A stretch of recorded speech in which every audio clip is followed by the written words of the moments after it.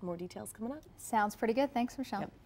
Well, he spent 14 years in Philadelphia before being fired, but Andy Reid was unemployed for less than 72 hours this week. Yep, now the Chiefs have formally hired Philadelphia coach Andy Reid as he makes his way right here to Kansas City. Reid arrived at the downtown airport around 1 o'clock yesterday afternoon, then got a private tour of Arrowhead Stadium courtesy of Chiefs owner Clark Hunt.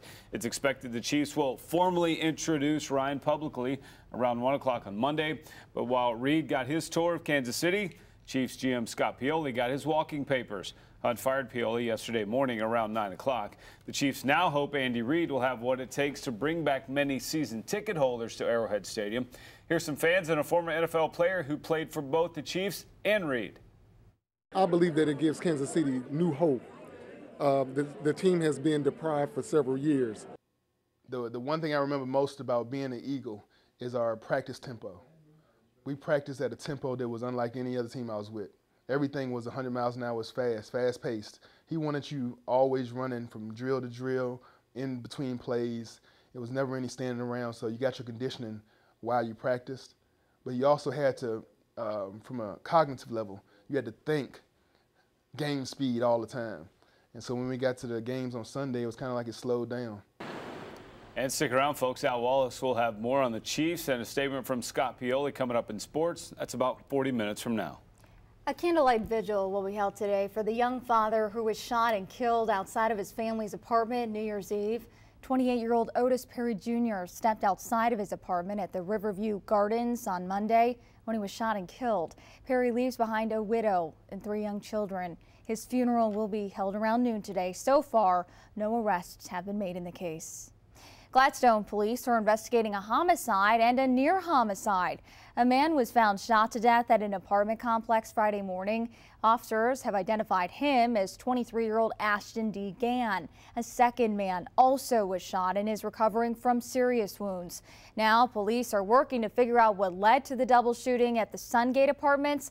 That's at North 68th Street and North Broadway. We just know that we have 2 victims over there of gunshot wounds.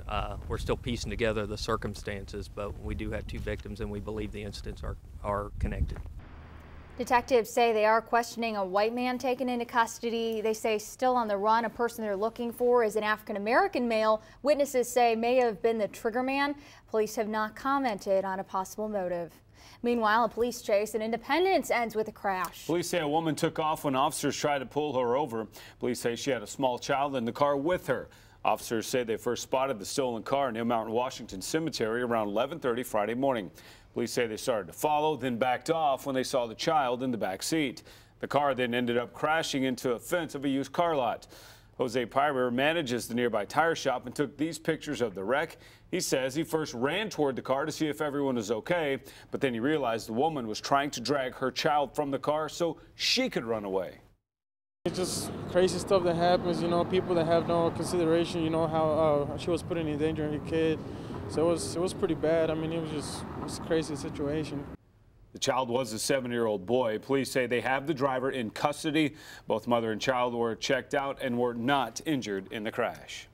Well, there's a new bookstore in town and it's full of bargains. The store is inside the Rehabilitation Institute of Kansas City, and all the proceeds go to help patients of the center.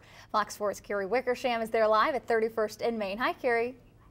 Hey guys, it's small, but I am loving this place. I'm a book lover anyway, and if you are, you're going to love it too. This book, I remember my father having. It's called Little Black, a Pony, and that's a book that's an example that's $1 here because it's hardback, but